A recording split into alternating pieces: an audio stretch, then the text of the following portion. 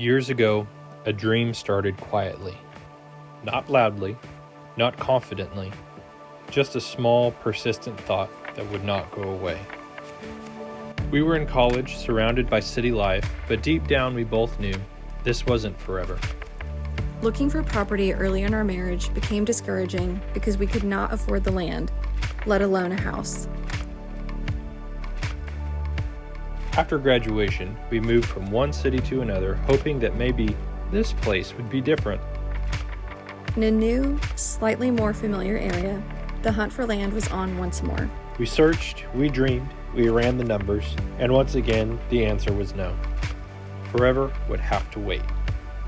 So we did what so many people do. We pivoted. We started looking for a house we could afford, something with good bones, a little rough around the edges, something we could pour ourselves into. When we found a house with a big backyard, we were overjoyed. It wasn't the dream, but it was a step towards it. Renovation projects were planned and completed with intention to increase value over the next 6 years. Our end goal provided the motivation we needed to invest. As our property value began to rise, we started the search for our forever home once more.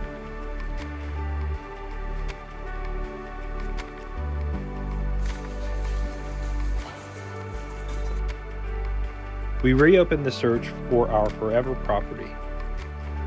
We were open to anything, even moving out of state, but one thing kept pulling us back: family.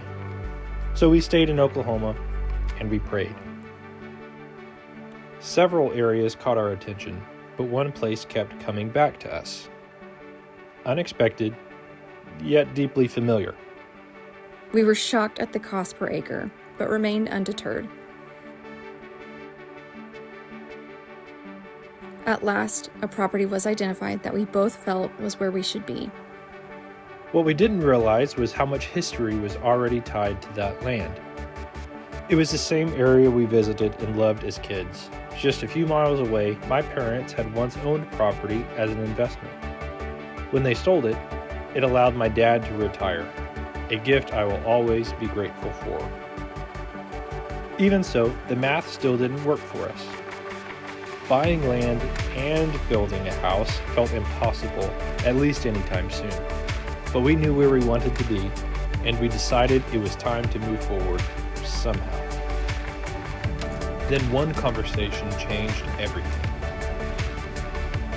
Leah's parents would eventually inherit property from her grandparents, land where her grandmother still lived. We wanted to be close, to help, when she got old, because 80 didn't feel old to us yet.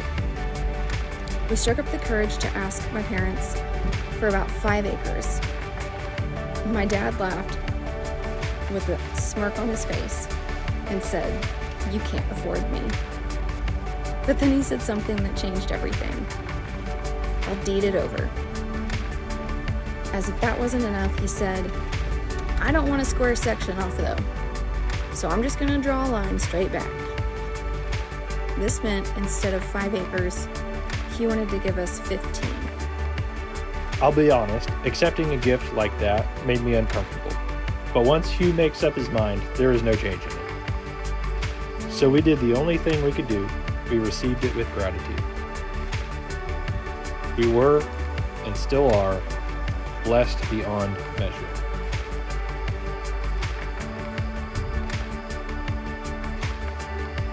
And now here we are, beginning the journey towards our forever home. Not just a house, but land rich with a family legacy. A place meant to be shared, a gathering place. This is where the story truly begins.